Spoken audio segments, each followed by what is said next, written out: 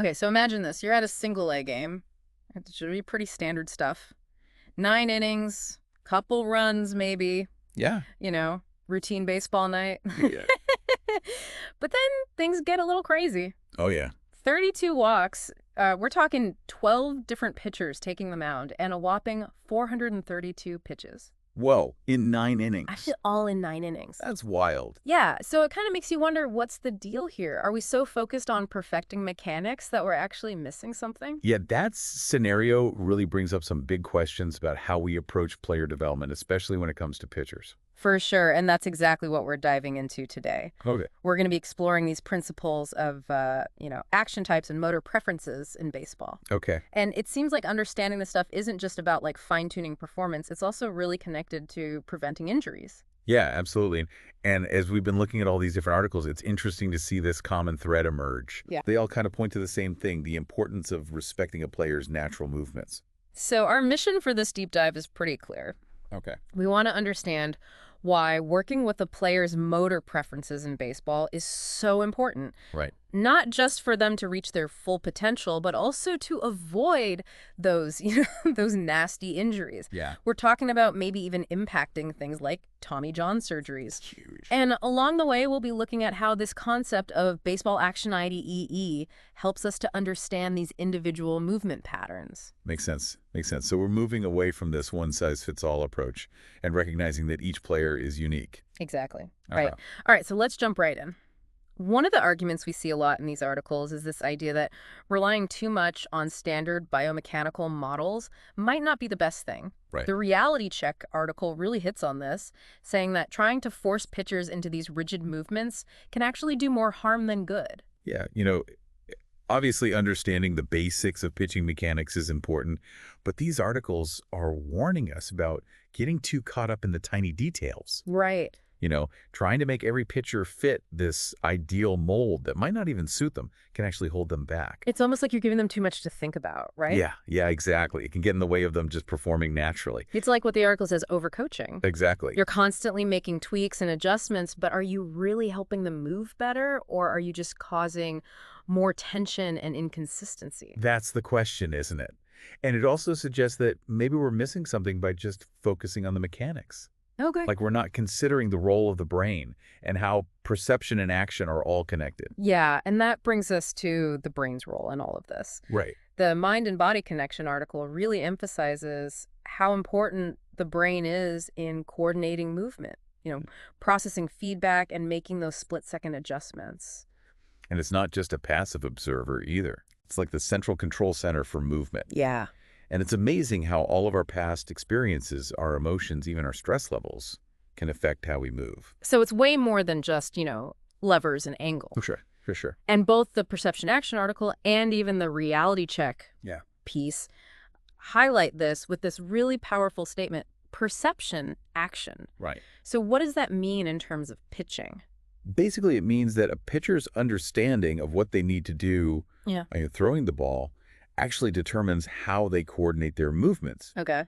Their technique, their whole approach is a direct result of how they perceive the action of throwing. Interesting. So if a pitcher feels like they have to force their body into some awkward position based on, some external cue or instruction, their perception of the throwing motion gets distorted. And then what happens? Do they lose consistency? That's exactly it. Okay. They're being forced into these movements that don't feel natural to them. Sure. So their perception gets messed up.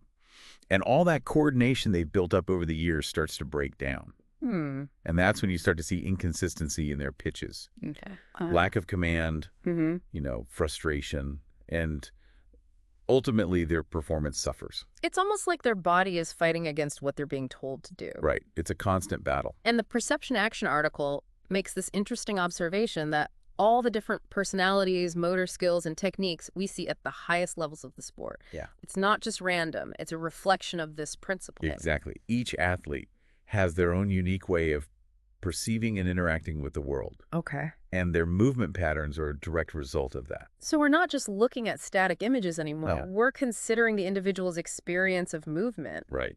And that brings us to tempo, rhythm, and coordination, which the Unlock Pitching Success article really emphasizes. Those are the keys. Yeah, they're like the 3 essential keys to elite pitching. And Absolutely. they all build on each other. Right. So let's start with timing. Okay. What is timing exactly in the context of pitching? Well, the article defines it as the way a pitcher distributes their energy throughout the throwing motion. Okay, It's like the foundation for efficient movement. got it. Even the most talented pitchers will struggle if their timing is off. Makes sense.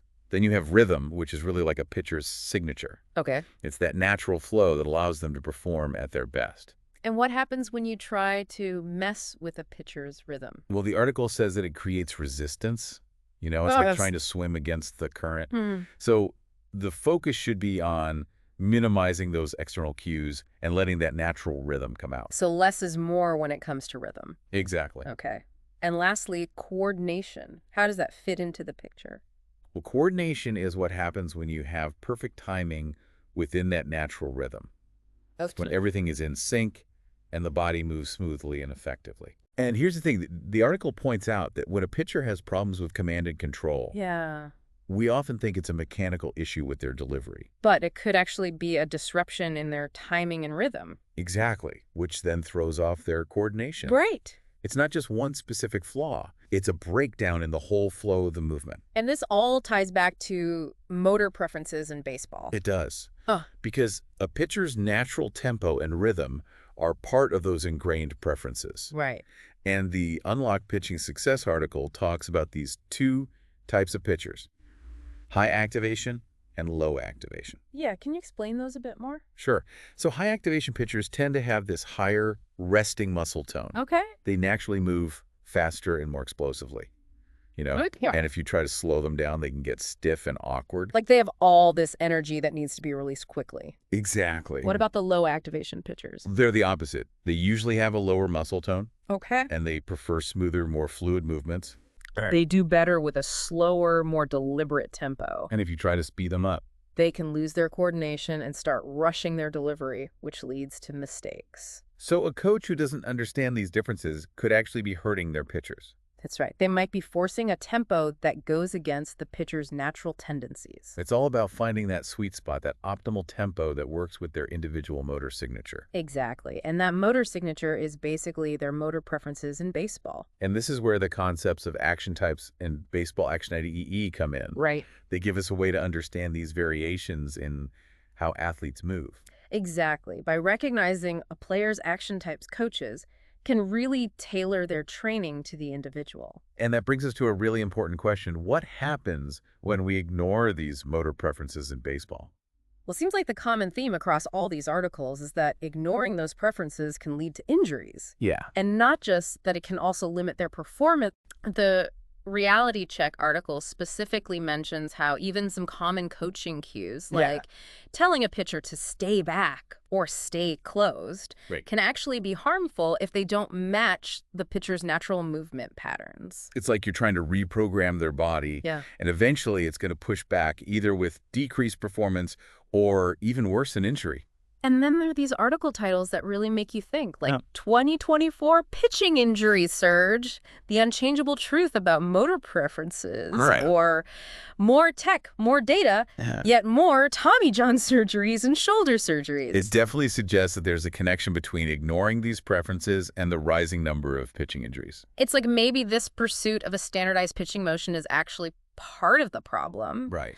By not respecting those individual differences, we might be putting athletes in positions that their bodies aren't meant to handle over and over again. Exactly. Okay, so let's wrap things up. Right. What are the main takeaways from our deep dive into action types and motor preferences in baseball? Well, first we need to move beyond just analyzing the mechanics of pitching. Right. We have to consider the brain and how perception plays a role. Yeah, The way a pitcher thinks about throwing has a huge impact on how they actually move. absolutely. Second, we need to respect and work with a pitcher's natural tendencies, Absolutely. their tempo, their activation levels, all of that. It's not just about performance. It's about keeping them healthy and extending their careers. Exactly. Third, those standard coaching cues might not always be the best approach. Yeah. What works for one pitcher might not work for another. It could even be harmful.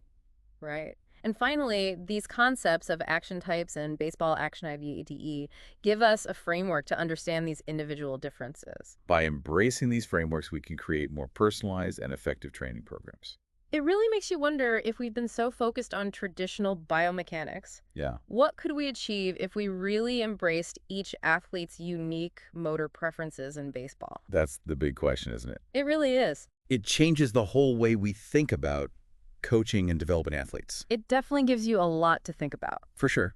Thanks for joining me on this deep dive, You got it. It was a good one. and we'll see you next time.